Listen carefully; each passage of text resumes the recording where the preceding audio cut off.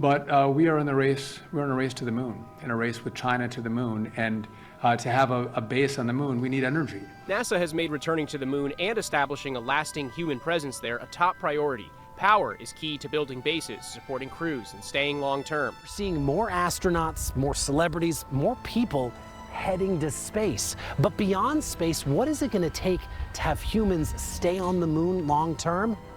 Energy. That's essential. You can't do anything. You can't build infrastructure. You can't build a sustaining presence unless you have power. A moon base needs life support running non-stop for creating air, heating, and computers. If power fails, everything is doomed. We are Team 26039 and welcome to our project, Lunar Applications of a Sodium-Ion Battery. With the National Aeronautics and Space Administration's current plans to put habitats and other machinery on the moon by 2030, the need for power production and storage that is suitable for lunar environments is growing more than ever. But with current technologies, this isn't possible. Generators are too environmentally damaging for the moon, and current standard battery technologies can't function in the harsh, cold lunar environments. But what if we had a solution? And that's where our project comes in. Our project is a Small Business Innovation and Research Award in collaboration with the National Aeronautics and Space Administration. Our project explores the feasibility of putting Prussian blue sodium-ion batteries on the moon.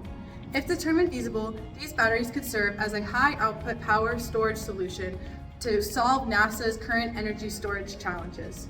The end goal of our project is to determine the operational feasibility of putting these sodium-ion batteries on the moon and determining the amount of power that is required to keep these batteries at their optimal operating temperature range while in a lunar environment. So how can we do this? Since our system is a first phase SBIR, the goal of our project was to collect data to inform future decisions in this project. Our system is designed as follows to accomplish that. So now we will take an in-depth look at our entire system.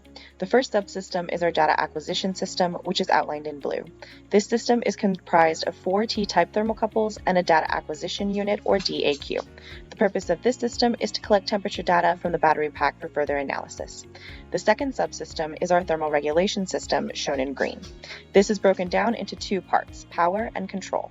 The power portion consists of a 12 VDC power source, which is wired to a solid-state relay that manages power to the fuse block, which feeds our 9 sheet heaters.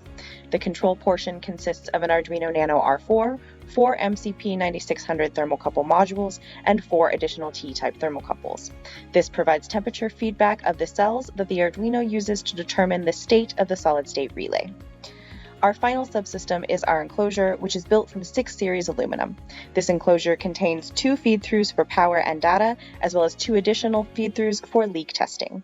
The enclosure is insulated with aerogel and sealed with an O-ring gasket. This system serves to house our battery pack and minimize heat loss. Now, we're going to take apart our battery casing to get an inside look at the system that was just described.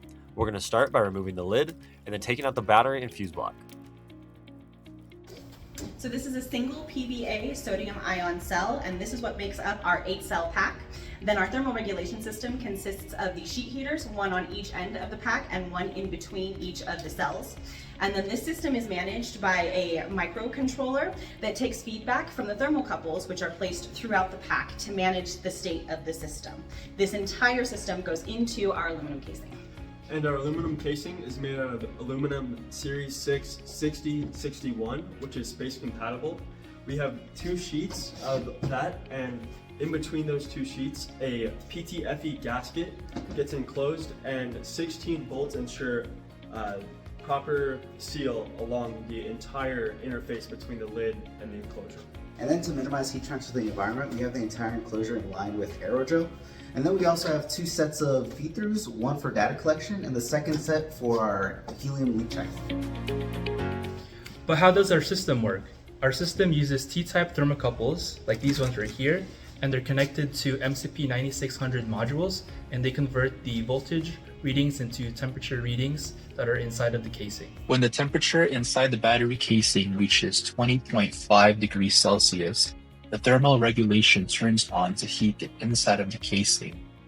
When the temperature inside the casing reaches 22 degrees Celsius, the thermal regulation system turns off and continues monitoring the temperature until it needs to turn back on at 20.5 degrees Celsius. We also implemented hysteresis to prevent chattering or the solid-state relay constantly turning on and off.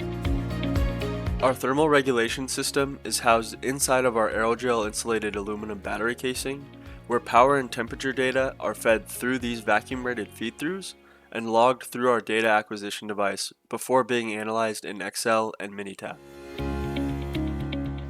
Our system has a number of requirements, but 3 major ones drove our design and are important for the system's success. Our first critical requirement is our size requirement, which ensures the system wasn't too big to fit into the environmental or vacuum testing chambers, but was large enough to house our battery system and the required electrical components.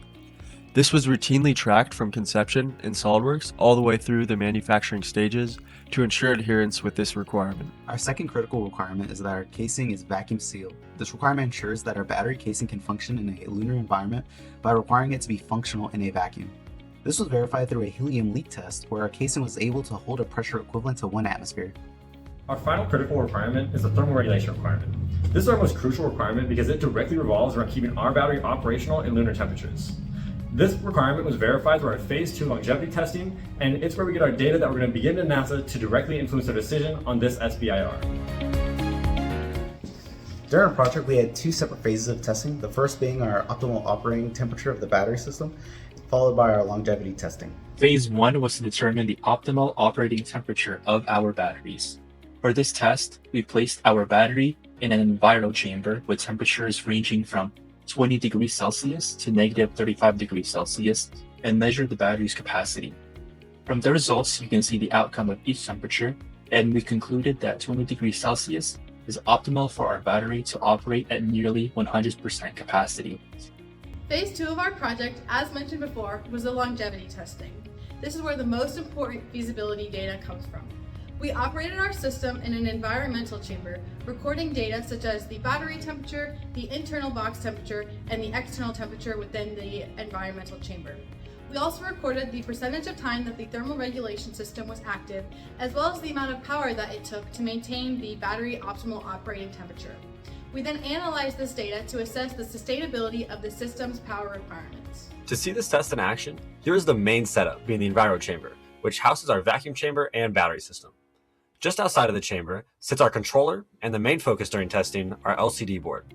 This lets us monitor the system during testing, showing the 4 thermocouple readings, the system's average thermocouple temperature, and the state of the regulation system as it maintains our system's internal temperature. From the results of our longevity testing, we see that our system successfully maintained the battery's operational temperature as external environmental temperatures decreased down to negative 60 degrees Celsius, and we determined the power requirements needed to maintain this. Our project has shown that the use of sodium-ion batteries in a lunar temperature environment is feasible, supporting the SBIR Phase 1 goal of establishing feasibility. Our data acts as the next step, supporting future research in and approval of Phase 1 and into Phase 2. Yeah! And we're done!